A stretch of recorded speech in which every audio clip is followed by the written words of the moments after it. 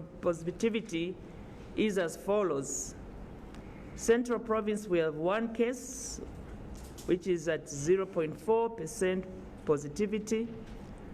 Copperbelt Province, we have 1 case, which is at 0.2% positivity. Eastern Province, 0 out of 219 tests.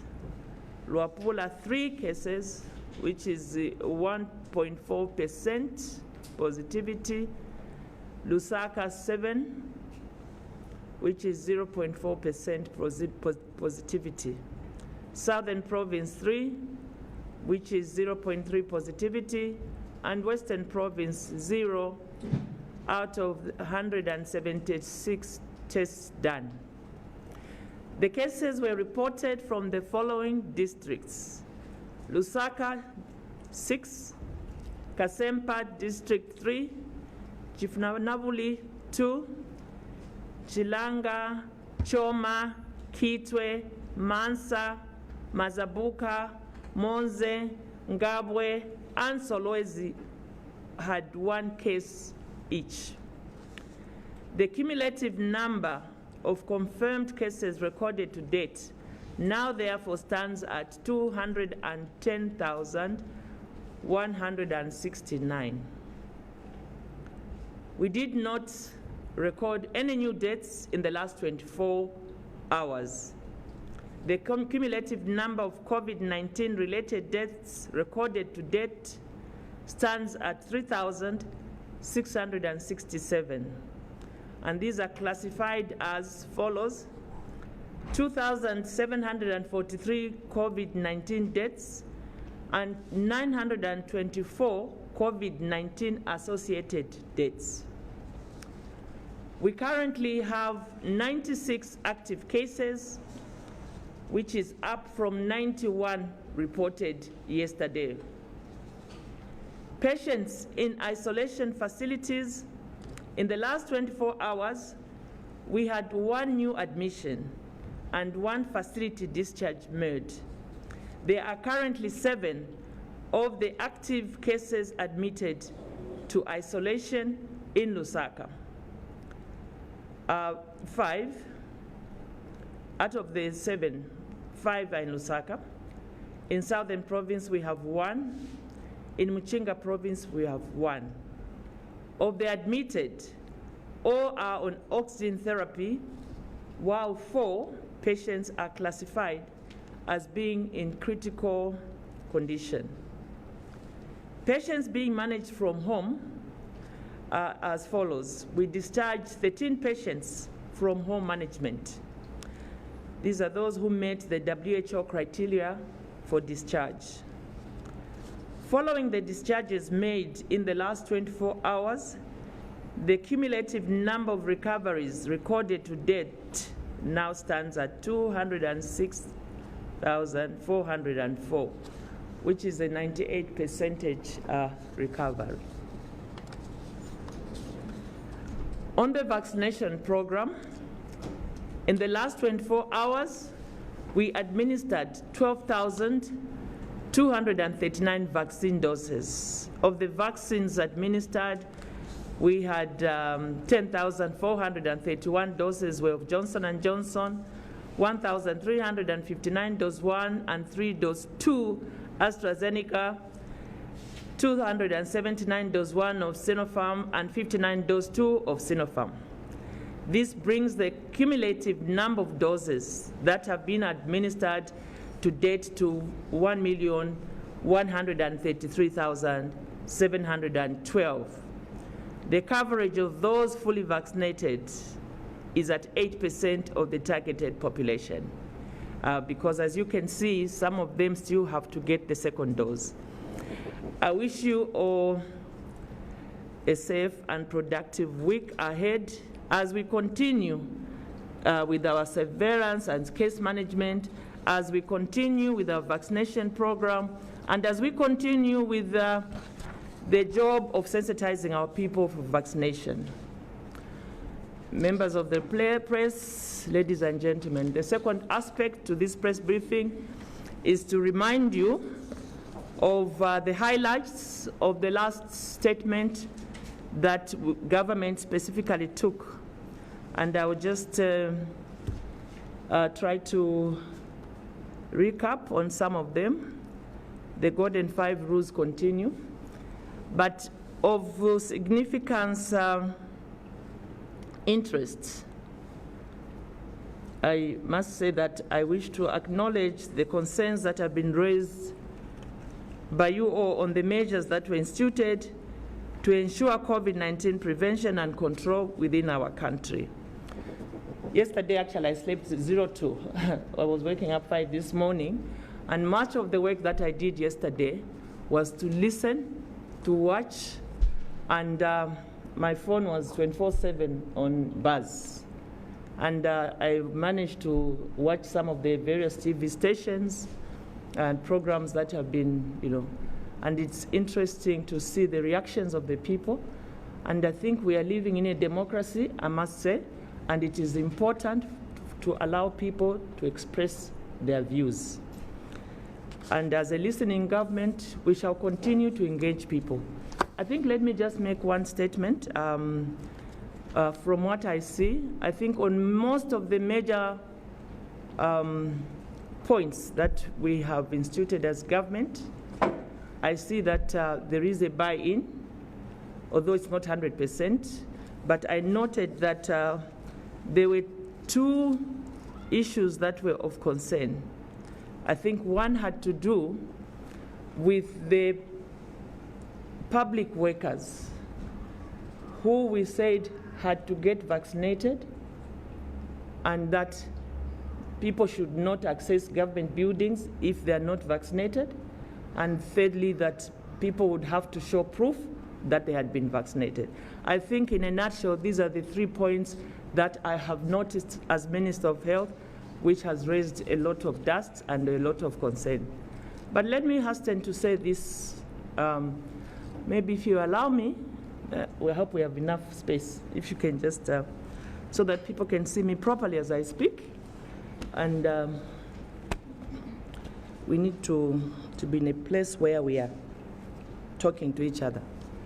I want the Zambian people, first of all, to understand that the measures that we put in place as a ministry are firstly and mostly importantly meant to protect the people themselves.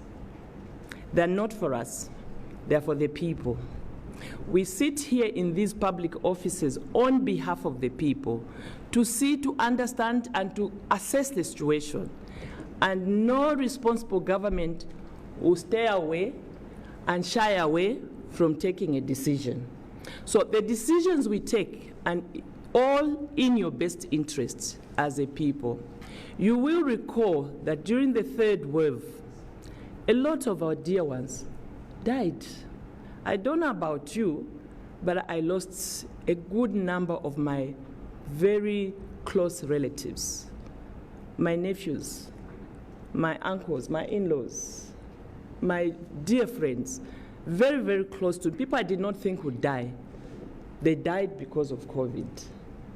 And so when you are told there's a fourth wave that is coming, which issue we have been announcing since 2 months ago now, immediately we got this information. And we're talking about December. We were not ready about November, it was December. But here it is. What are we supposed to do? We are supposed to use the powers that are vested in us to protect the people. And let me say this, that we have in place odd statutory instruments that were issued. And this is statutory number 21 and statutory number 22. Statutory number 21 basically talks about measures that we must put in place when we have this problem. The other statutory instrument basically also gives the ministry powers to impose restrictions to protect the people of Zambia when there is a disease that, in our understanding, is highly contagious or can kill the people. And so based on our assessment of what has happened in other countries that are very close to us, and also assessing our own health systems. If you recall last time when we had COVID-3, Levy Hospital, we didn't even have enough space. We're putting people on the floor to treat them. We're treating people from their homes. Now, can you just imagine what would happen now that we have a COVID where symptoms are not even clear? You don't have a temperature like before. You are not maybe vomiting or those symptoms that are real, coughing. These are symptoms that are not even clear. If that happened, what would we do? Would not even be having this discussion. Maybe at that stage, the president would have to evoke his powers and create a situation like a state of emergency, and at that time there would be no debate. But here we are still using statutory instruments that are weak, and the reasons are simple. It simply means there is room for us to continue consulting and assessing the situation first and most importantly, to assess the situation, continue to consult, and do what is in the best interest of the public. So I just wanted to make these preliminary comments just to hope that the Zambian people can understand and appreciate that any of these health measures that we are putting in place are not about taking away their rights. No. They're not about forcing somebody to be vaccinated against their will. No. They're about taking decisions that may just be our savior. It's about caring about the people. So please, I want the people of Zambia to understand that this new Dawn government, the president has made it very clear several times that we are not the bosses. We are the servants of the people, and we are here to work for the people. In working for the people, it doesn't mean we must shy away from taking decisions that may even be unpopular. It is fine.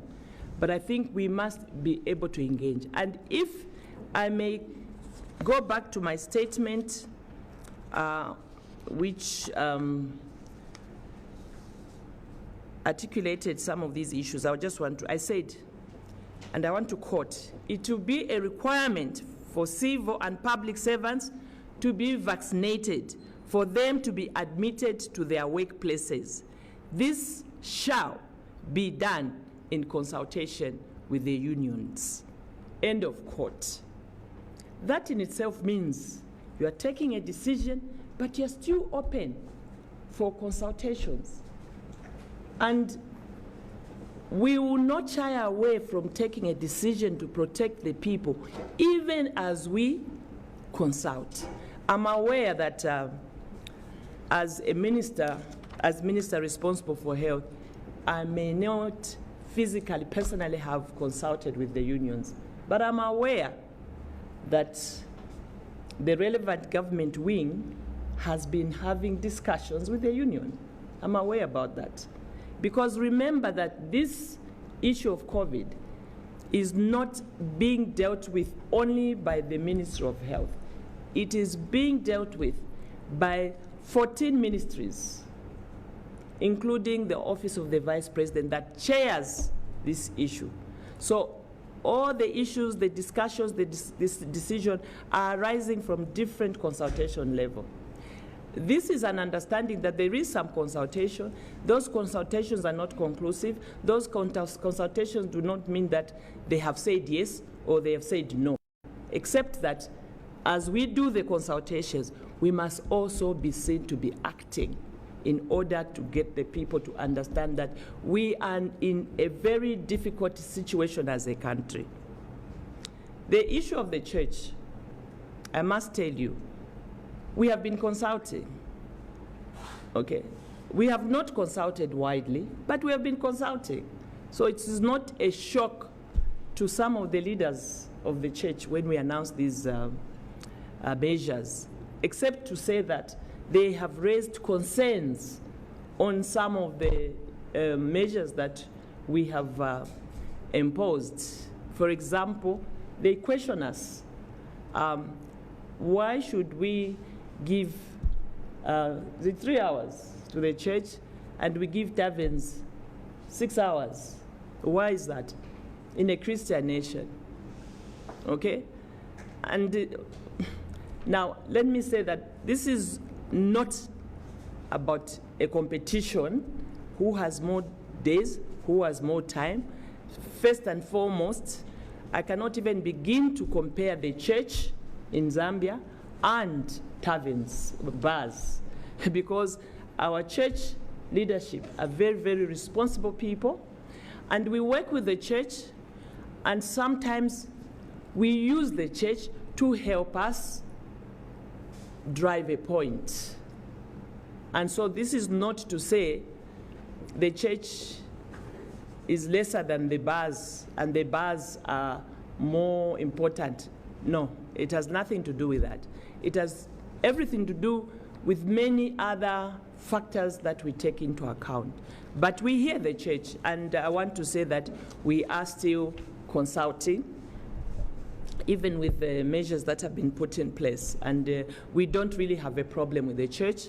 I think that the method of consultation with the church has been very cordial, very supportive, very respectful, and we are grateful to the church, and we shall continue to ensure that we listen to them, because they carry most of the people. And it is the church, bodies like the church, the business community, the civil society, bodies like that, that will really help us to drive the point on the need, the importance to vaccinate our people. Yes, of course, I know some of my dear colleagues who are politicians, they will use this opportunity to become relevant politically. It is okay. It is their right. And we're also listening to them. And going forward, one of the issues I wanted to say to you is that this afternoon, I'm taking this matter on the floor of the House.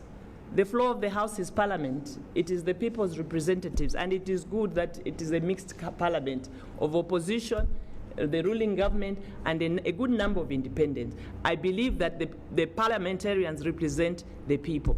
And so I'll be listening to them. I'll be speaking to them.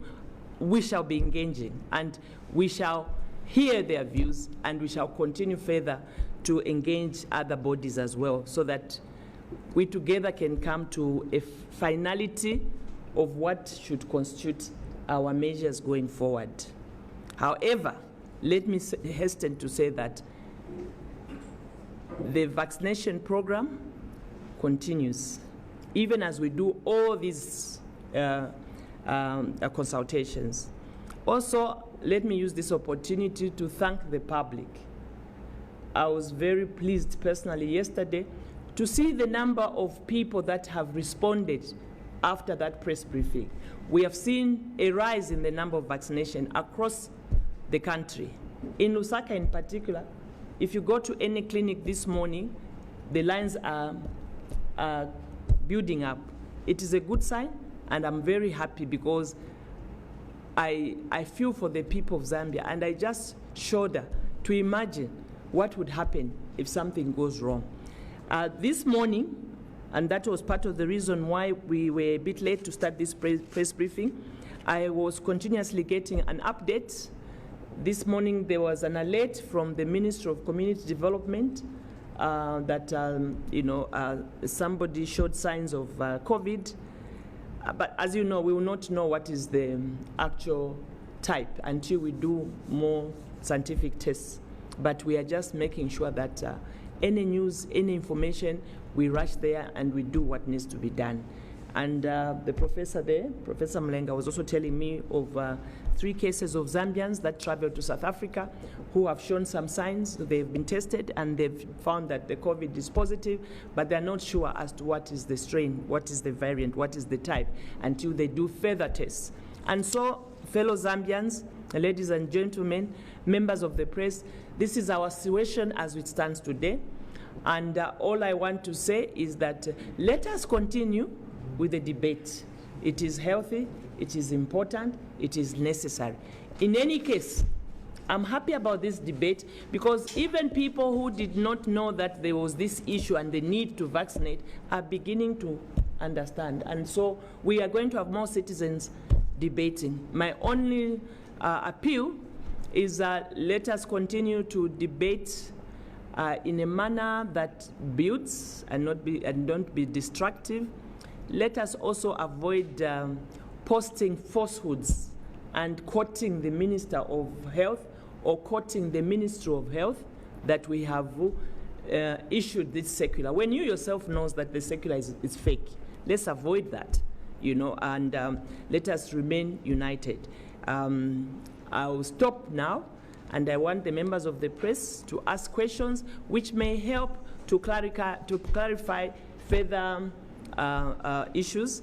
And I have with me on the table experts that you can also refer, who I can also call upon to give more information. Thank you, and may God bless Zambia. Thank you so much. So that was an update by Honorable Minister of Health on the current situation of the COVID in the country. So we will now open up the floor for clarifications, questions from the members of the press. We've got a panel of experts. Professor Chilenga advised the President on COVID, Professor Kasonga, PS Technical Services, Professor Mkonka, the lead in the response, and Professor Mulenga, Director Infectious Diseases. And I am Dr. Caballo Abel, who will actually, I think, ensure that we run this portion smoothly. So we'll take 3 questions at a time. There's a mic right here in front. Please pose your question. 1 question per person. We'll take 3 in a round. Do we have any interventions in that? Do we have anyone to make clarifications? Please come through, introduce yourself, the media house you're coming from, and pose your question.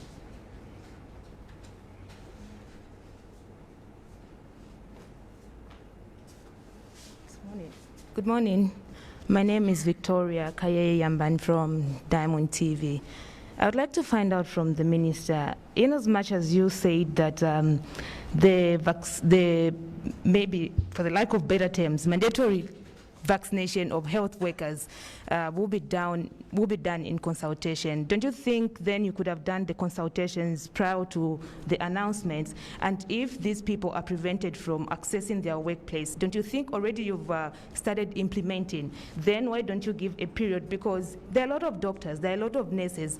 The vaccination of those people cannot be done in one day like yesterday. The measures are in effect today.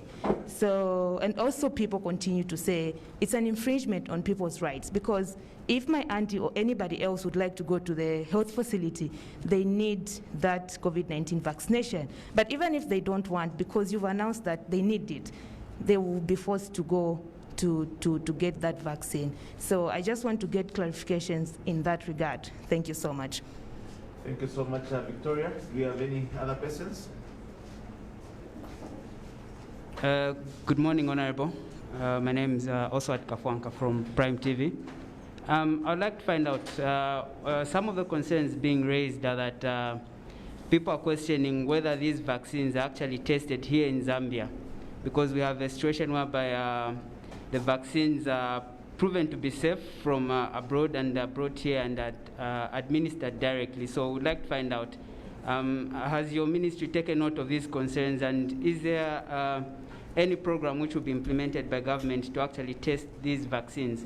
And then I would like to ask a follow-up on clarifying whether the issues to do with the vaccination of civil servants and government workers will also apply to those who will be accessing government services. If you are to access a government service in a government building, do you have to produce a vaccination certificate? Thank you. Thank you so much for those questions. May I have another one? Why don't we deal with the, okay. Good morning. Good morning. My name is Prudence Yavana from Radio Phoenix. On the Copper Belt, there are reports where civil servants are allegedly obtaining vaccine cards without being vaccinated. So I wanted to find out from the ministry what measures are being done to to stop this from escalating further? And then my other question is on the issue of issuing vaccination cards. How knowledgeable are these people that will be in various ministries? Is it the Ministry of Health that's going to provide people that will be in these public institutions to check if one is vaccinated? And how will they be able to know that these are the correct details of the person that is presenting the card? Thank you so much. Please, Madam, you can. Thank you very much for all those very important, you come later, ma'am. For all those very valid questions, and I'm sure that the members of the press are literally, basically just speaking for the people. Now, I'll be asking the high table to come in on almost all the points, but I'm going to lead this, maybe starting with the last person. He was talking about the copper belt and what's happening there.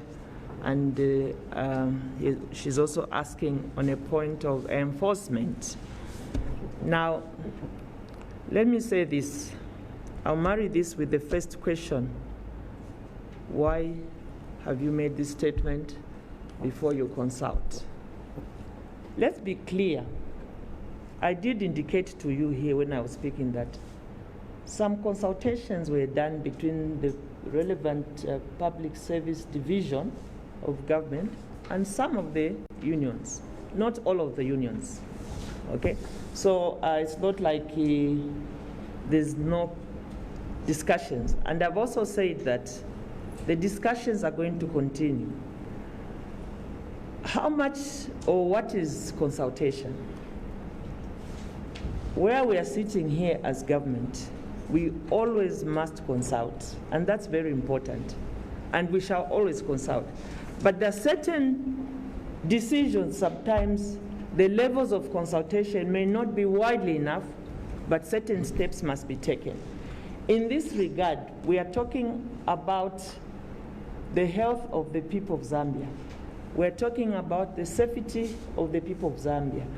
We are talking about an issue of a disease that is known to be a killer disease. And so when that happens, certain actions will be taken, and then you go back, you start consulting. And I think COVID is one. Like I said, it can even be worse. The measures can even be worse than what we have instituted. But for now, these were the measures that we felt would help the country. And like I've said, even in the statement, I did say, we shall, not may, we shall. Shall means mandatory, we will be consulting. And we have been consulting different categories in the background, just like I'll also be consulting on the floor of the House, okay? But that does not stop us from taking certain decisions. And certain decisions, by the way, may even be wrong, huh? Certain decisions might be wrong. But what you must understand is that the decisions we take are in the best interest of the people. It is to protect the people. And we do this looking at our past. We learn from our past. So we don't want to take a decision after 100 people have died. That's when you say, stop moving, stay indoors. No, we must say that. Even as we say, put on your masks, all the Zambians putting on masks. And what have we done about it? Have we killed anybody? No. Even when we say stop gathering, have the Zambian people continue to gather? They've been gathering. But we should not encourage impunity. No. I think that all I can say is that we are listening. And by the way, the president is one person who always encourages us to consult people. And even in this regard, his position has been continue consulting, continue consulting. Okay. Not stop vaccinating and go and consult first. That's when you start vaccinating. No, no. We have to continue vaccinating. We have to encourage people to vaccinate, even as we differ on this issue, because for now, that is the only thing that is there for us. That is part of the 5 golden rules that we've put for ourselves. The copper belt cards, we have a number of these issues that come up, where people try to circumvent the rules. And let me say this, it doesn't help anybody to forge a certificate, to pretend you're vaccinated. Life, the way life is, you get caught up yourself, Talking about human rights is another debate. Yes, people have rights. But what you must understand concerning rights, those who are not vaccinated have a right. Equally, those who have those who are vaccinated, they also have rights. So we all have rights, but with these rights, there are limitations, or there are what I would call obligations that we must protect ourselves, and we must also protect ourselves against other people. And I think for me, that is the simple answer I can give to the debate on rights. And like I've also stated, the government in certain circumstances can even take those rights away, especially when it is in the public interest. We have not taken the rights of Zambians away. No, we haven't. Zambians are still free to debate, to reject, to accept, to get vaccinated, and not even to get vaccinated. They still have that right. All we are doing as a ministry responsible is to put some form of pressure on the people to understand the importance of vaccination, but most importantly, to understand the importance of this sickness, that this COVID is real and it's coming in different shapes, and we do not have capacity right now as a country to say that we can manage if we had a big outbreak. We must be real to our own situations. And even as we take these measures, we look at the global world. We know that in some countries, mandatory vaccination across the country is being implemented. And in some of these countries, these are countries that have got better capacity than us. We also know that countries even next to us are taking very softer measures even than us. For example, South Africa. But you must understand where South Africa is coming from. The last time, South Africa was in a complete lockdown, which Zambia has never been. So let us not compare ourselves always. Let us only learn from what our friends are doing, and then look at our own situation, and then see how best we can come up with measures. And this is why we are still listening to the church, we are still listening to the unions, we are still listening to the press, we are still listening to the youths on the ground, we are still listening to the people traveling. We are listening. And as we move, even as we are implementing what we are implementing, it is only for the good of the public. And we will be dealing with issues as they come. So if somebody is going to come to the ministry today and he doesn't have the vaccination, we're not going to arrest that person. No, we're not going to do that. If somebody is going to come without a mask, we're not going to arrest him. We're going to say, hey, wear your mask. Sometimes they don't even have the masks, and you take your mask and say, please wear your mask. I have been speaking to people myself. I've been on the streets of Lusaka, and I speak to people. I ask the youth, are you vaccinated? No, madam. Why? She's scratching her head. Nothing. Have you been vaccinated? No, madam. Why? I'm still thinking about it. You have not been vaccinated. Are you vaccinated? Yes, madam. Okay, good. You haven't been vaccinated? No. The vaccination centers are far. I don't even know where they are. So we are listening, and that's why now, even today, we have moved some of our vaccination centers into town, at some bus station, at a market, on the streets of town, just to try and capture the people that are walking. Because I know that Zambians, sometimes we are just generally lazy, or we have enough problems, so we might not take some of these things seriously. But it is our responsibility as a ministry responsible to go to the people and get them to be vaccinated. Look, there are many myths, there are many things that have been said. But if you look at Zambia today, If I ask even among the people that are in this hall today with me, including the members of the press, how many of you are not vaccinated? Put up your hands, let me see. How many are not vaccinated? Look, you are all vaccinated, very good. So why can't we then encourage our other brothers and sisters that may not have the opportunity maybe to understand what is really happening and use every form of persuasion to ensure that they also vaccinate? Why don't we do that? And this is not to say that when you are vaccinated, 100% you can't get sick. No. But we know, we have seen, we have heard, we have been on this matter now for over 15 months, and we know people who have been vaccinated, some of them have fallen sick. But they've even told you to say, because I was vaccinated, the impact was very small, and I was able to be cured quickly. Because I was not vaccinated, the situation was bad for me. So evidence is there. Evidence is there that there are people who are vaccinated who are getting sick, there are people who are vaccinated who are not. And just like there are people who get vaccinated, they don't even feel anything. Others, they tell you, I had a headache. I never had any headache. I was waiting for the headache. It never came until today. So bodies react differently. But as a nation, South Africa itself, they are at least boasting of over 50% our friends. So when we make analogies, when we talk, let's on the back of our mind also understand that let us help our country, let us help our people. You know, let us not get to a situation where we become desperate. Desperation is bad. Prevention is always better than cure. The rest, I'll ask my team on this side table to take up the issues, for example, of the vaccination concerns on those that have been tested and the like. Thank you very much, Honourable Minister. Thank you, Honourable Minister. Probably I should take the first go before my colleagues come in and just address Victoria's concern. Victoria from Diamond TV.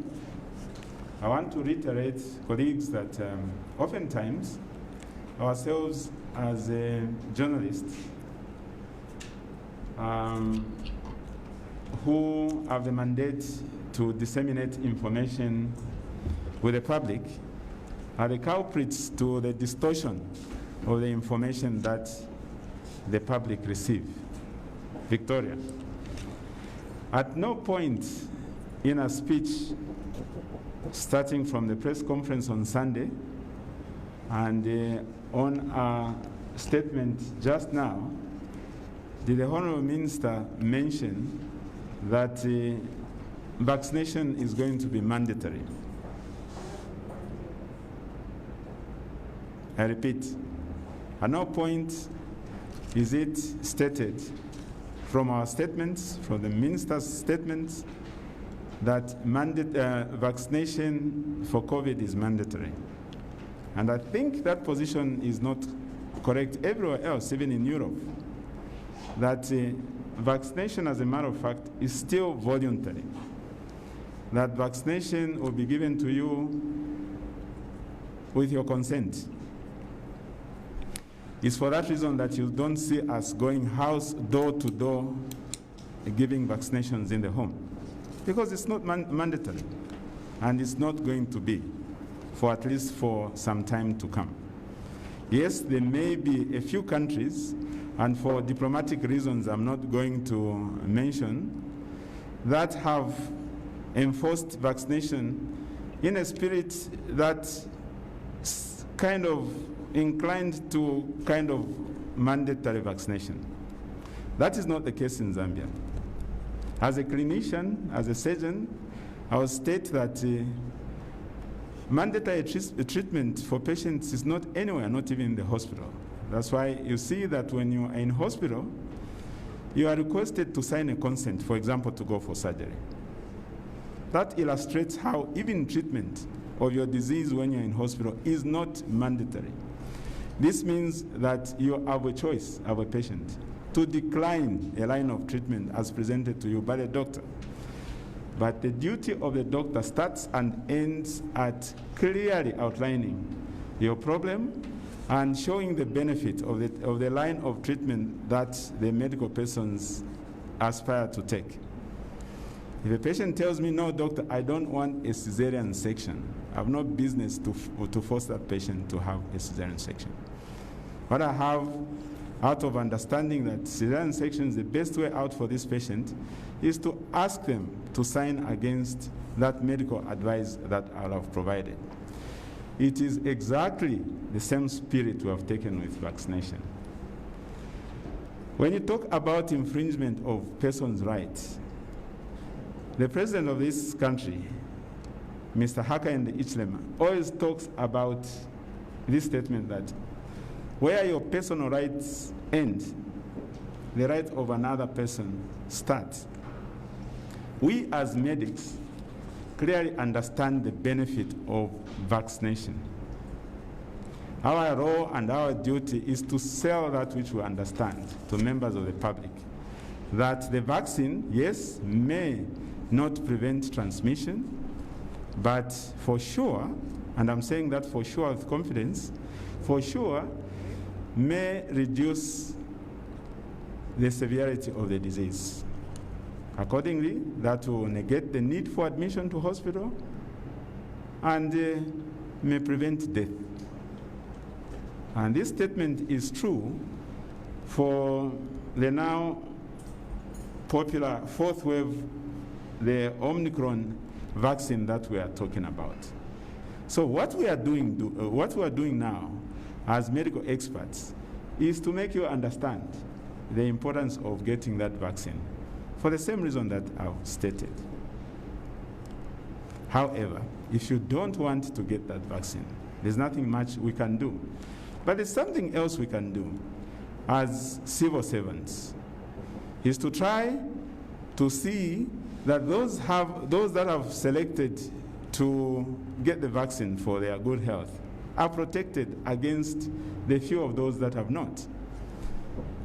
In the time of epidemics, you look at the best interests of the bigger lot against the individual rights.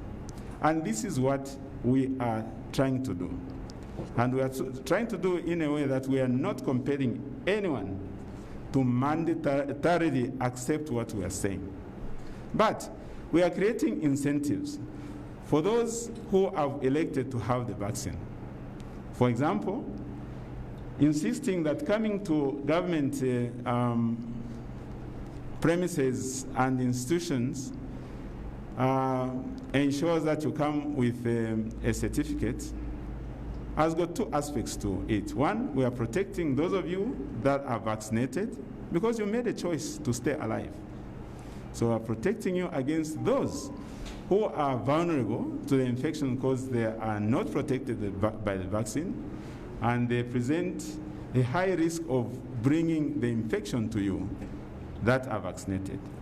1, 2, we are creating some kind of inconvenience to them so that they know that if they get vaccinated, they'll get over this inconvenience of being stopped at Ndeke House's entrance forum into the building. So it may look like we are trampling on their human rights, but we're trying in earnest trying to make them understand the importance of vaccination so that they cease to pose a risk to others who are vaccinated. I thought I would make that point. Thank you, PS. Dr. Mukonka and Professor there, Mulenga, I think you can make a few comments, then we'll finally come to our COVID advisor in the Office of the President. Thank you very much, Honorable Minister. I recognize the high table and members of the press. And maybe it will help that you introduce yourselves and who you are in the ministry. So my name is Professor Victor Mukonka. I am the Director General for the Zambia National Public Health Institute. Just to add a little bit more information, I think on the issues members of the press have raised. The number one, just building on what the minister said, is just to say that we need to know and move with the science and the best practices, what is prevailing globally. And secondly, that the measures put are there to protect the majority, the public. So having said that is that we need to ensure our workplace is very safe. You recall the third wave, you have been in Zambia here, and you saw how many health workers, civil servants we lost. I can tell you we lost 27 doctors from COVID. We had more than 800 nurses who got sick.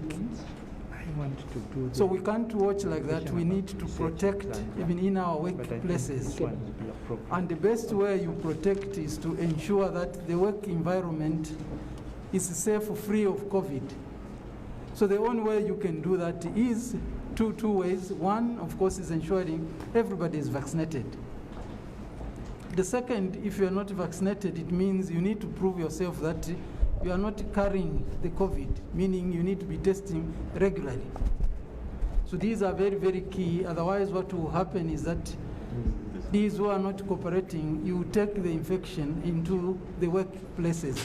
So we are protecting the majority of the workers to ensure they don't get COVID. And that's what you see some of these actions. So we need to be very proactive rather than reactive when a situation gets out of hand.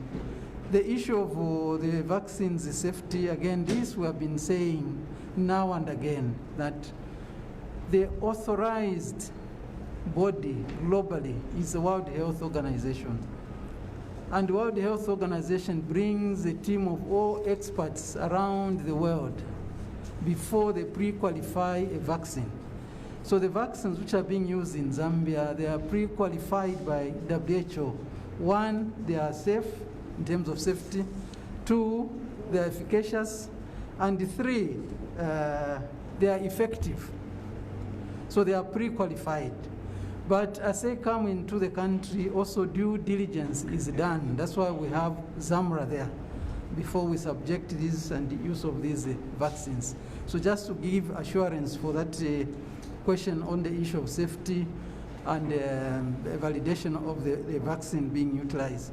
We also have a system we are tracking of all whom we have vaccinated so far. We haven't had any severe reaction. They're usually mild, maybe a headache, feeling body pains and so on, which is normal when you get vaccinated. Some of you have children, you have taken them to under 5. So we have emphasized and taking serious look in terms of the safety, efficacy, and effectiveness of these vaccines, just to give that assurance. Then there was the issue of how are we going to do in terms of validation as people enter these government premises. Again, the number one, of course, is when we vaccinate you, we provide the card. We have improved a little bit on the security features. We also have electronic information. We register. We know all whom we have vaccinated. You give us the details. And in that part of the key details, you also have the NRC number. We also provide the badge for the vaccine we gave you. So there are some features which we can cross-check. We are working quickly on the electronic system, which will allow easy verification so that it doesn't become a problem. But if it's in the workplace, we know whom we work with. So through this process, it can be quickly validated and we have the list of those who are vaccinated. I thought I raised that issue quickly. And again, I want to say that the issue of rights goes both sides. Statutory instrument number 21 provides COVID as a notifiable disease. Meaning, if knowingly you know you have COVID and you go around spreading, you don't inform, you go for work, you are infecting others. It's an offense of which you can be jailed and fined. So part of the required for the citizens is to ensure if you're not feeling well, you don't go for work, go and get checked. You have COVID, you undergo the treatment so that you are not a danger to the rest of the population. That's why we have statutory instrument number 21 as COVID a notifiable disease. So meaning even if we go to our workplaces, your workplaces should not become a danger for you to get infection. We must ensure that your workplace is free of COVID. And the only way we'll do that is screening those who go in. That's the purpose of this. It's not a punitive method of forcing people to get vaccinated, but is to protect you from getting the COVID. And lastly, my word I want to put here is that we have one common enemy, which is the COVID. And it is calling for all of us to unite for a purpose, to fight it. It's not to divide us. And two, it requires collective responsibility. So don't look at your self-interest, but look at the bigger picture of your family members, of your friends, and the community at large to ensure we protect our all Zambians. Thank you, Honorable. Honorable Minister, probably there's one very important pertinent question I think we have not addressed, and this refers to whether vaccines are tested in Zambia. And this is a very important message for you, journalists, that you carry the correct information. My response to this would be that the COVID vaccination is not really different from other vaccines that we've had. The difference here, and why there's all this talk about these vaccines that is being given to us when we are adults. I want to remind all of you that as you are, including myself, from birth, we've got lots of vaccines in our bodies. TB, measles, pertussis, tetanus. Our bodies are strengthened by nothing but vaccines in different forms. Some of these were given in the form of droplets. Some of these were given in the form of subcutaneous injections. We have COVID now that's being given to us when we are alert, we are adults, and it's coming in the form of an injection. It's partly from that there's all these myths about the vaccine. I have to remind you that there's nothing different about the COVID vaccines than all these other vaccines that are existing in our body. So go out and spread the message and mention that there's no need to test the vaccine in Zambia, the vaccine produced elsewhere in Zambia before administration, because it's just another vaccine like any other. I will ask Professor Chilengi probably to add more information on that, just to expound on this very important message that is really for you as journalists to carry through into the community with accuracy. We can have Professor Mlenga before it comes this far so that we don't move too many microphones. Thank you, Honorable Minister. Professor Mlenga, Director, Infectious Disease, Ministry of Health. I just need to emphasize, Honorable Minister, again the point on why vaccines are important. I just want to draw to the data which we have from just our patients whom we have admitted from April when we started vaccinating up to October. We have had 9,893 patients admitted from that time to October. Of those, 504 had received one vaccine and 2 were fully vaccinated, of the close to 10,000 individuals. And we lost 72 of those that had received the vaccine, whereas we lost 1,890 of those that were not vaccinated, showing that the chances of someone dying who is vaccinated is much, much lower compared to those who are not vaccinated. In fact, giving about 26 times chance higher of dying if you are not vaccinated. So really the two which we have, not just to prevent acquisition for COVID, but also to prevent admissions as well, having severe disease, and also overall to prevent mortality. So if we have a tool which can prevent death, reducing the chance of dying by 26 times compared to those who are not vaccinated, why can't we not embrace that tool? So I just need to say that this shows that the vaccines are effective, even though we are not able to do trials to test if these vaccines are effective. We have data from our patients who have been admitted, those that have received the vaccines, which is showing that really these vaccines, they do work and they protect against severe disease. and also against death. Thank you, Honorable Minister. Thank you, Professor Malenga. I'll now call upon Dr. Chiengi to make some few comments and also to respond to some of the questions that have been put forward. I think, Honorable Minister, if you allow, I'll just move a little closer. I'll keep my mask on so that we don't move these things too much. Members of the press, good morning. Thank you, Honorable Minister, for the opportunity to respond. I want to begin with the question of these vaccines being tested in Zambia. To begin, I want to say that I am a professor of vaccinology myself. For the last 20 years, I've been evaluating vaccines.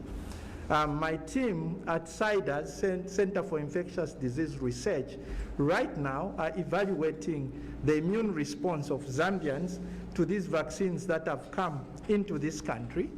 And we are also taking a safety evaluation to try and document whether the Zambians are having a different safety profile than what has been documented about these vaccines. But most importantly, Honorable Minister and members of the press, we are trying to evaluate the immune response to these vaccines and actually quantify it. You hear about the spike protein and the antibodies against that.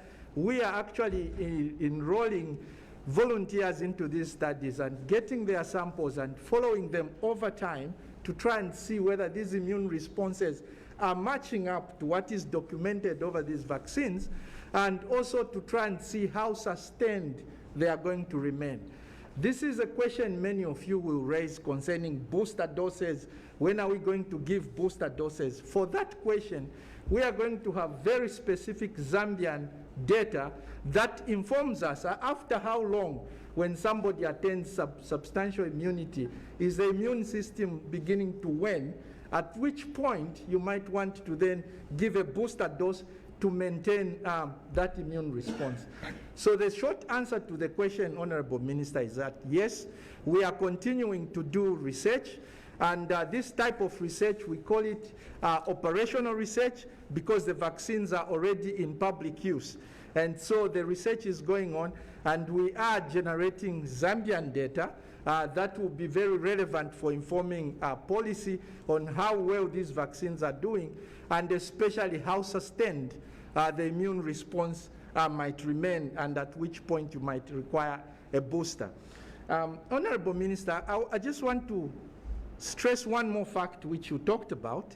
I think for clarity, colleagues, when you use a vaccine to protect against an infectious disease, there is a concept we call herd immunity. What you are trying to do is create a boundary for that population. We call that herd immunity. Okay, so if you mount sufficient herd immunity, it means that the infection, even when it comes, it will not have a free range among your population.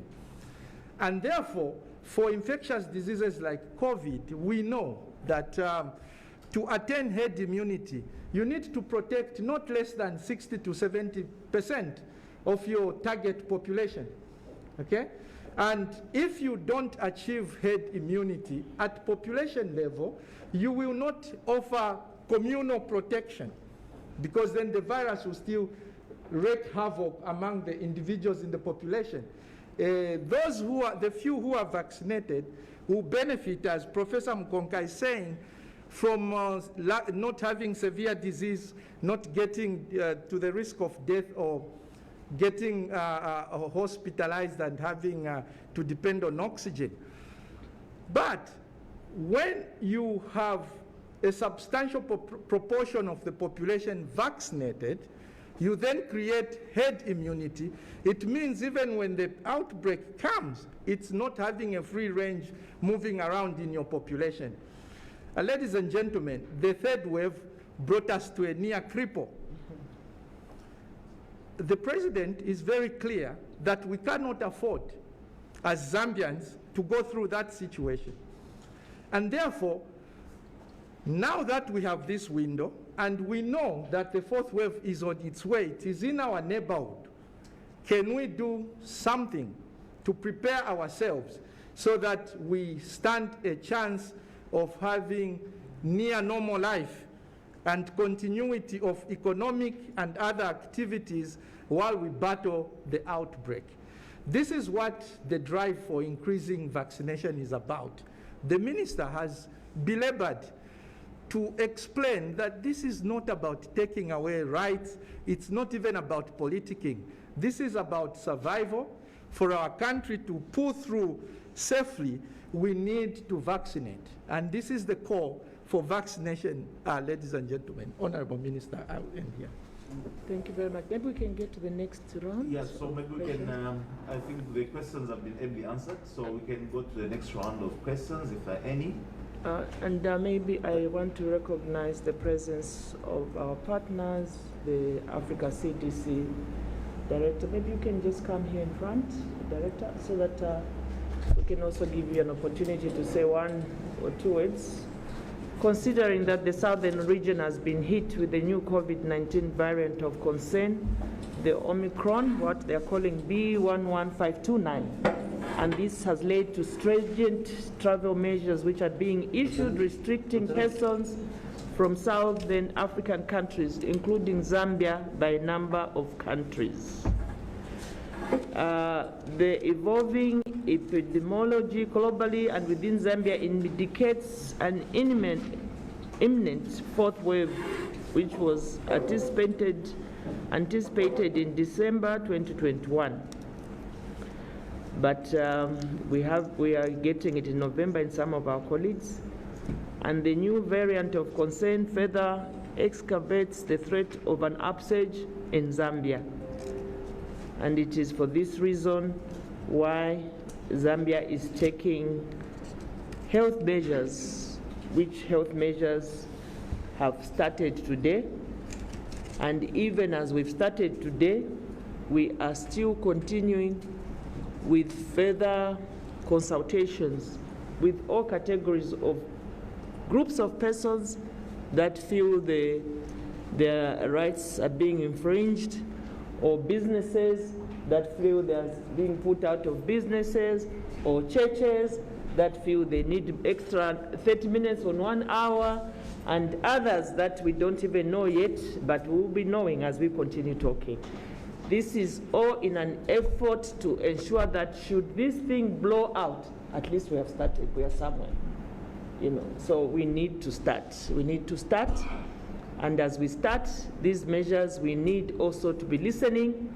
We also need to be soft with each other, because we are doing all this for ourselves as a country and to protect our people. Doc, would you like to say something at this point? Maybe you can use that microphone. Oh, that's one. Then that would do.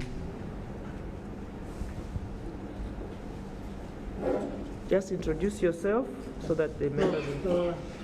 Let me seize this opportunity to thank the Honorable Minister of Health, Honorable Sylvia Masebo, MP, and also the Minister of Health of the Republic of Zambia.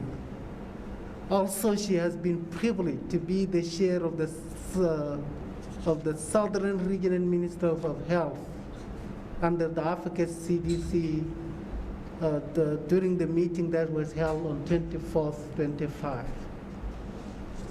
My name is Dr. Lul Rick. I'm the regional coordinator for the Southern Africa region of the Africa CDC, that being hosted by the government of Zambia through the Minister of Health and Zambia National Public Health Institute. Africa CDC is concerned, is the technical agency of the African Union that was set up by the head of the state in 2016, including the head of the state of the government of Zambia. We've been the champions, we've been the voice for the all African countries, supporting them on how to respond to this COVID-19. As all of you are aware, the new variant that was reported from South Africa, the Africa CDC has issued a guidance to all the member states, and it's read as follows. The Africa CDC strongly discouraged the imposition of the travel ban for the people originating from the countries, is particularly in the Southern Africa region, Zambia included. In fact, over the duration of this pandemic, we have observed the imposition of the ban on travelers from countries where the new variant is reported has not yielded a meaningful outcome. Rather, the implementation of the public health and social measure that should be prioritized. And again, this is unjustified travel ban. This is unscientific.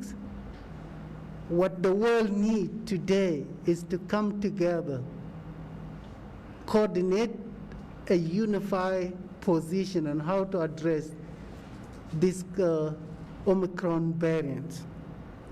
Number two, and again, the Africa CDC COVID-19 vaccines remain as a key tool to prevent severe cases and death from the COVID-19 infection. And this is very, very important. And I commended the leadership, His Excellency, the President of the government of the Zambia, for relaunching of the COVID-19 vaccine, because it's the only way that will bring end to this pandemic. It's the only way that the people of Zambia will be protected. And I would like to add my voice to colleagues that already spoke before me. Professor Makonka spoke very eloquently, and also about the need for this vaccine. These vaccines has been pre-qualified by the World Health Organization and also been pre-qualified by the Africa CDC technical experts, and also the regulatory system within Zambia. I would like to talk specifically to the people of Zambia to trust the system that in place. You need to trust the Minister of Health. You need to trust the National Public Health Institute. You need to trust the regulation systems, that they are doing everything possible to ensure that any vaccine that is coming into this country is safe. Equally, the Africa CDC has assembled the best scientists, not only just in Zambia, but in whole Africa. If you could recall, this Omicron variant, it was not reported in Britain, it was not reported in the US, it was reported in South Africa. Equally, the Beta variant also was reported in South Africa. That should be the reason to give you the hope and the trust that African mechanisms do work. And again, I would like to bring out also another point in terms of the vaccine. It's so sad that some of the vaccine that has been brought into Zambia through multiple systems, unfortunately, some people are hesitant. They're trusting the social media over their scientists, over the Minister of Health. I would like to encourage that we need to support ourselves. Government of Zambia and other governments are doing the best they can do to ensure that these vaccines come into the country. It will be sad, and let me repeat, it will be so sad to notice that some of those vaccines, they will expire, and simply because the people choose to be hesitant, because some people chose to believe on the social media other than their national authority. I want to assure you those vaccines are safe, are effective. They will protect you from not getting severe disease. They will support you from not dying from the COVID-19. So there's no reason why we should come up with those allegations that have not any basis scientifically. Once I heard that they make people that infertile. I heard that they change people's DNA. Ladies and gentlemen, myself, I had my first job. I did not get it anywhere else. I got it here in Zambia in April. I'm still healthy. I'm still have my own energy. I haven't experienced any side effect.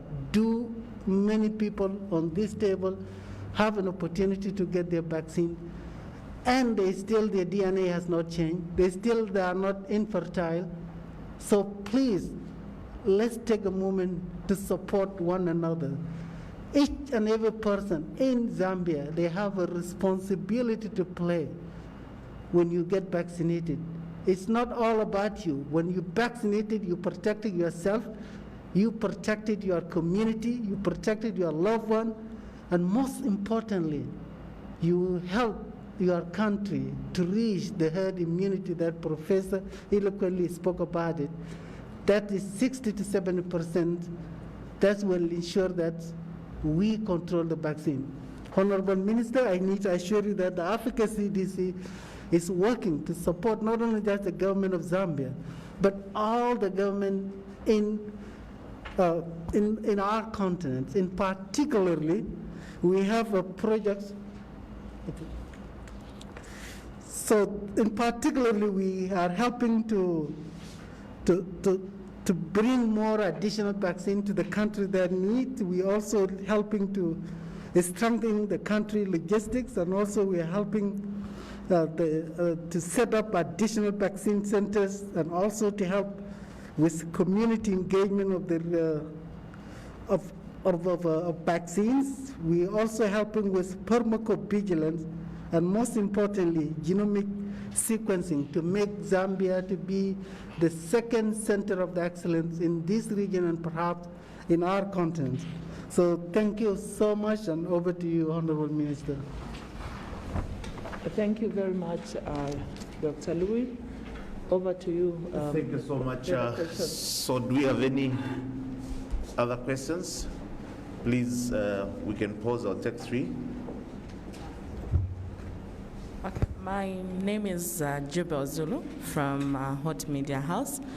I don't think that you've answered my friend's question with regards to some of the health workers that are currently signing up some members to on the COVID cards, despite them not being vaccinated. Would want to find out some of the measures that you put in place that these people are brought to book. And apart from that, I also wanted to find out, of course, during the past, the emerging diseases, we used to see that the ministry was working together with some community-based health workers to ensure that the members of the public receive the necessary attention, of which for now we have not been seeing the Ministry of Health working together with these community health-based workers in the COVID-19. Would like to find out why is it so, and what exactly has happened, so that, because we are seeing that information is a little bit scarcey in these communities. And talking to the community members, they have all claimed that there's no information that is going down to them. Of course, we might be talking like we are talking right now, but for them to be reached, it's a challenge. Thank you. Thank you. Will you have another? Good morning. I'm Virginia Chilongo from Movie TV. Honorable, we've been made alive to the fact that you've been talking about having engagements with various stakeholders, and a number of public service unions have declined to go ahead with your decisions, one of them including the Zambia Union of Nurses Organization. Now, health workers fall under public service workers, obviously. And so you are saying that in order for them to report to hospitals, clinics, and health places, they have to come with a vaccination card. They have to be vaccinated. And for those who choose not to be vaccinated, they will stay away from those places. Don't you feel that you are denying Zambians their basic right to health care? Because now more than ever, we require health workers in health facilities. And so they have the option to stay stay home and if they don't come for work, don't you feel that you are denying Zambians, quality access to health care? Thank you. Thank you. Do you have any other questions, please? Let me just, I think let's deal with those, because when you overload questions, you kind of sometimes miss the question. I think let's start with the first question. And I think the first question is talking about unions that are said to have rejected the mandatory vaccination. And also you are talking about the fact that therefore they are going to stay away from the office, and don't we think that that is not good for the health service system, because these doctors and nurses are required to work? I think that your understanding is a little bit off the line. And it seems like even as much as we speak, you are still coming back with the same question. Because your understanding is that, one, we have not consulted these unions. Two, these unions have rejected the mandatory vaccination. Three, because they have rejected the mandatory vaccination, they have an option to stay away. Now, this is a simple answer to you, and I hope that through you, we can make this point clear. And in making this point clear, I'll just go back to the statement, and then I'll interpret that statement. It will be a requirement for civil and public servants to be vaccinated, for them to be admitted to their workplaces. This shall be done in consultation with the unions. End of quote. I have said, and I want to repeat, nobody is forcing anybody to be vaccinated. Nobody. Therefore, if nobody is forcing anybody to be vaccinated, the effect of that means people still have the option to take the vaccination and not to take the vaccination. And the fact that we are consulting means that although these measures are with effect from today, it means that where there is misunderstanding, we are continuing to engage and consult. I have given you a simple example of the church, whom behind the curtains, some of them we have engaged them. And they've given us some of their responses.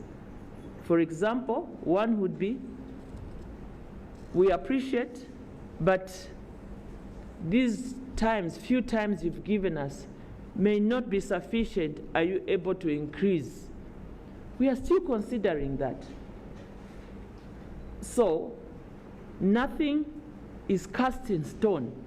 But as a government, as a ministry, with the responsibility to protect all Zambians, in as far as epidemics are concerned, we must be on top of things.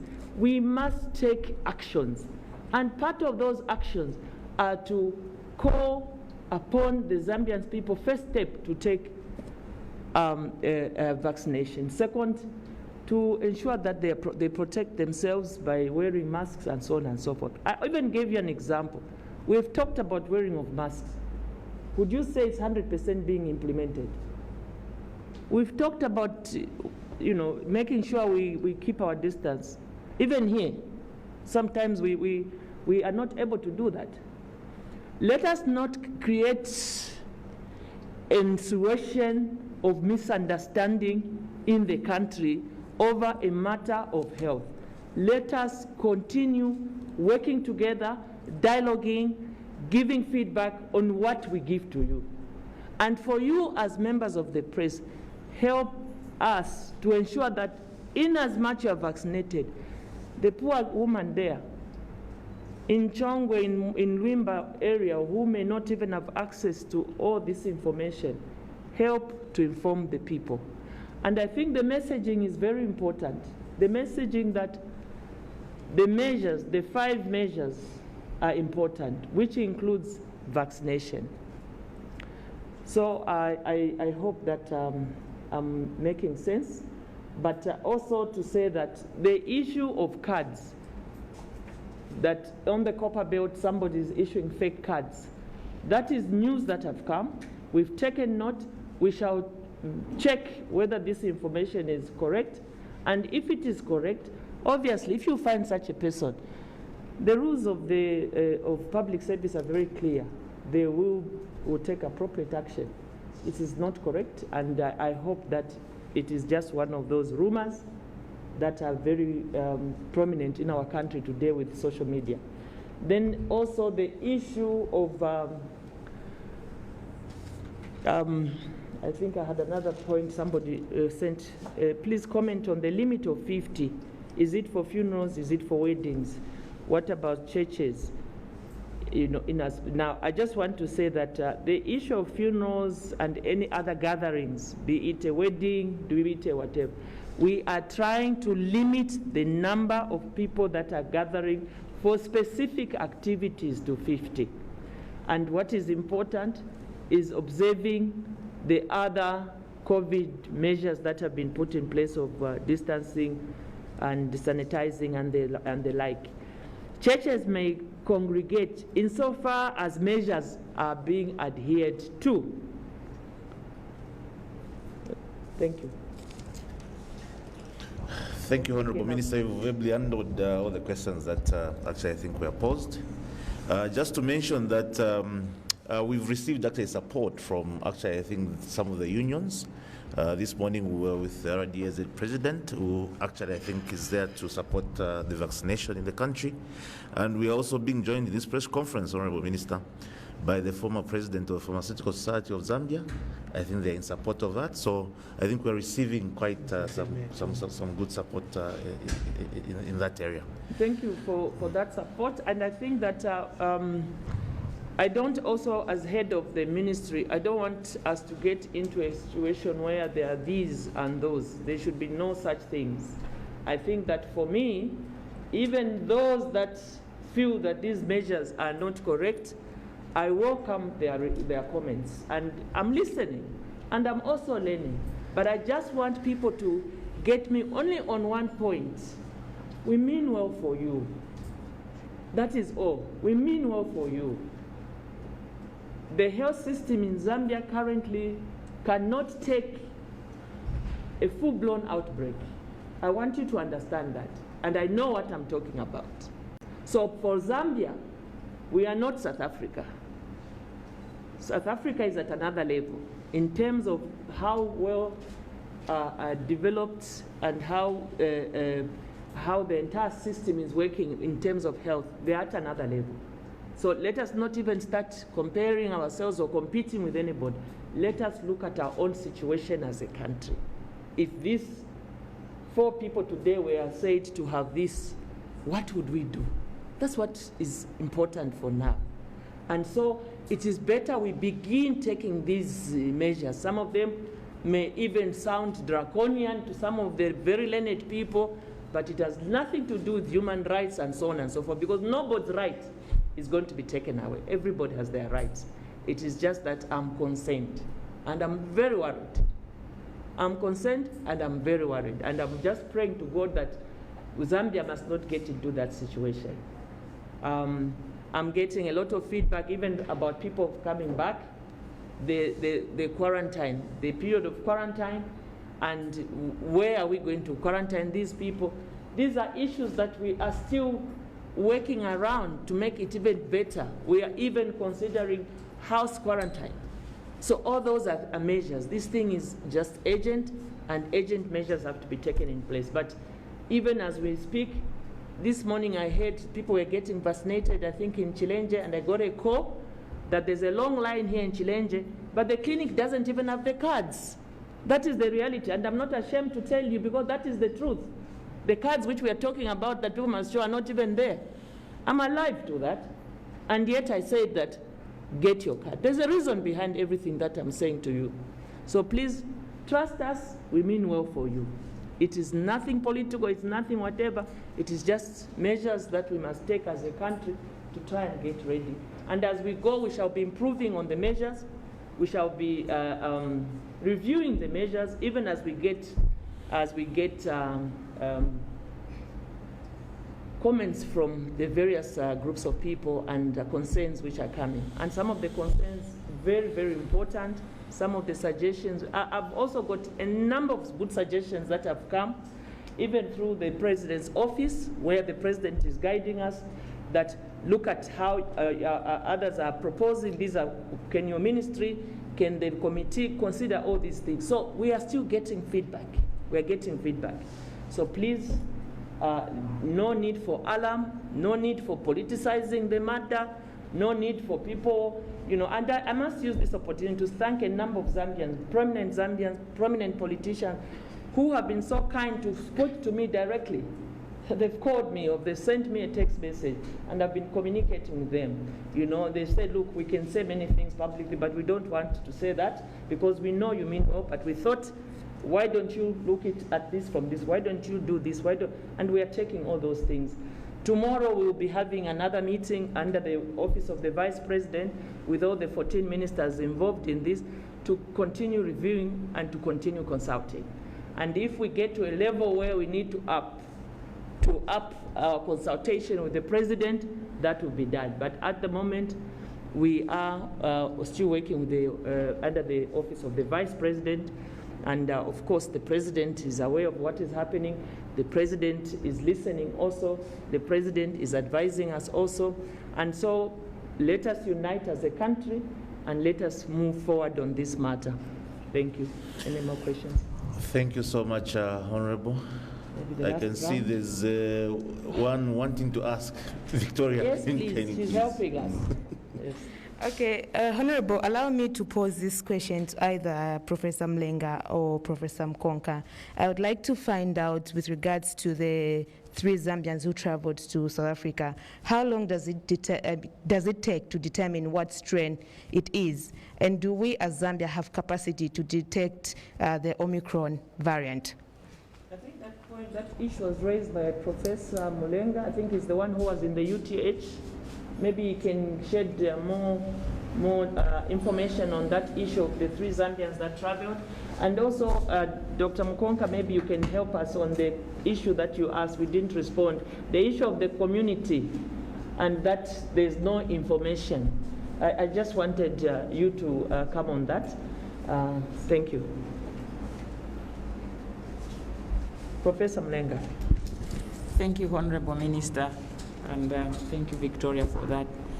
So we had, I think, 3 individuals who had traveled. They came back on Saturday from South Africa. Just speak loud, please. We had 3 individuals that had traveled to South Africa, and they came back on Saturday. Then they developed symptoms suggestive of COVID, flu-like symptoms, but also more for them was excessive weakness. We evaluated them when they came to the facility, and we tested them. First, they were positive with the rapid test. Then we went ahead to do the PCR, which came out positive as well. And as you know, we had now to send those samples to the public health lab, where they are now undergoing the genome sequencing for us to determine which variant those individuals may have. They were symptomatic, so we had to give them some monoclonal antibodies to prevent them from having any severe disease. 2 of them are fully vaccinated, whereas 1 of them is not vaccinated. We hope that the variants which they may have may not be the Omicron variant, but whichever variant we have, then the information will be relayed through the normal channels. That's where we are, and once we have those results, they will be communicated, and Professor Mkonka may comment more on how that may be done, and to be done through the Minister of Health, through the Office of the Minister of Health. Thank you. Thank you very much. So as he has indicated, we are doing the genomic sequencing. Basically now what we are doing, any positive case, we take it for genomic sequencing to know exactly what type of variant we are doing. And I must again say that up to date, we haven't yet picked any of the new variant. We're still having predominantly the Delta variant in the country. The other question on the community engagement and working with the community, maybe the lead is here for that cluster. Dr. Cavallo may give the details. Yes. That's your department. Thank you so much, Honorable. Yeah. So we are basically engaging at all levels, and we want to use each and every opportunity that we have to engage with the community. And you, the press, actually, we're calling upon you to join hands with us and ensure that information actually, I think, goes out there in our communities. Messages have been developed and have been shared, and we just want to call upon each and every stakeholder to actually up the game in terms of communicating. We have heard and we've listened. We are definitely modifying some of the messages. We are definitely mobilizing some of the resources to support the districts and communities to ensure that I think they're out disseminating information. We've listened, we've gotten feedback, and we are modifying our messages so that we do not speak to ourselves. Our Honorable Minister actually, I think, has been talking about this all along to say we tend to speak to ourselves. We need to come out with messages that will easily be understood by the communities that we are targeting. So for us, actually, I think we are active on that area.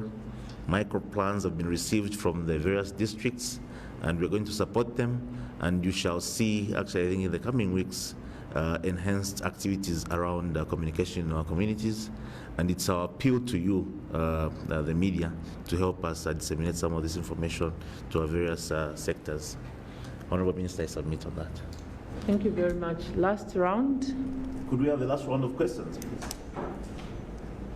If we have any. Honorable Minister, I see no intention by anyone to ask questions, so maybe I call upon you to just wrap up our today's press brief. So this morning's press brief basically was to give you an update of the status of COVID in the country, and secondly, to also react to some of the concerns that have been raised after we had issued the measures, then also to interact on the way forward. So the summary of today's interview was basically to say that we are not, one, forcing anybody to get vaccinated. That is not our intention, at least for now. And we just want to ensure that we get our people vaccinated, because we know that this fourth variant is coming, one or the other, especially now when we know that some of our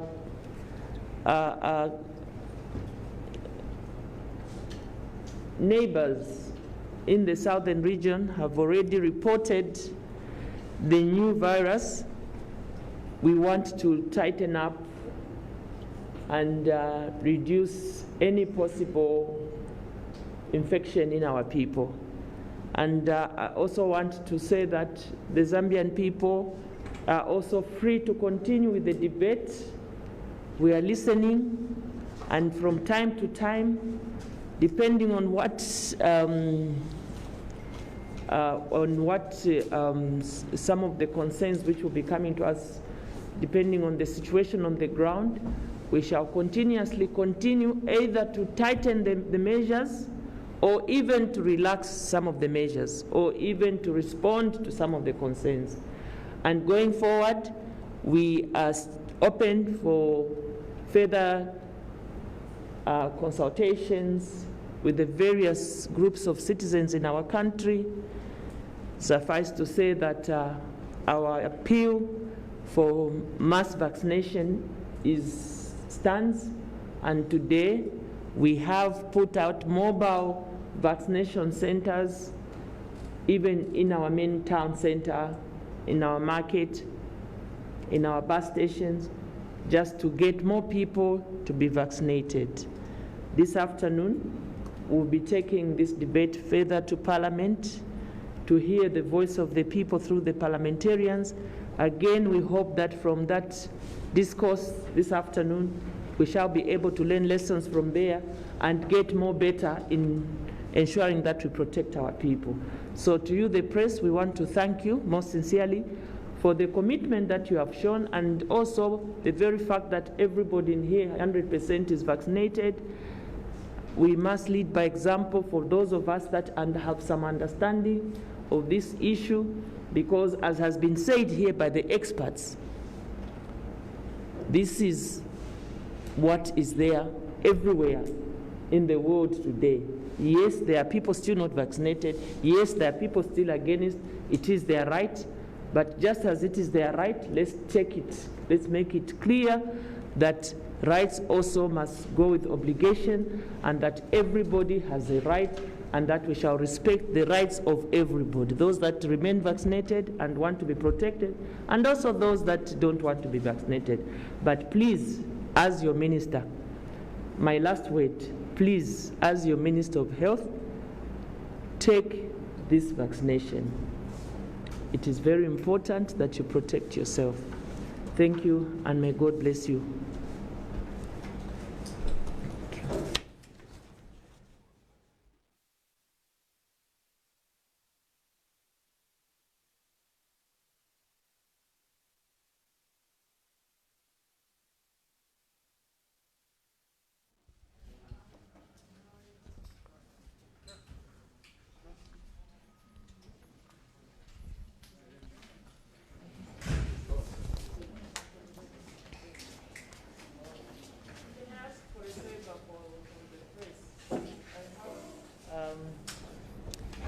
This is where tomorrow is the 8th day. Tomorrow. Update. World Right now AIDS we're Day. going to the update with Brian Lumber. I don't want us to lose on our game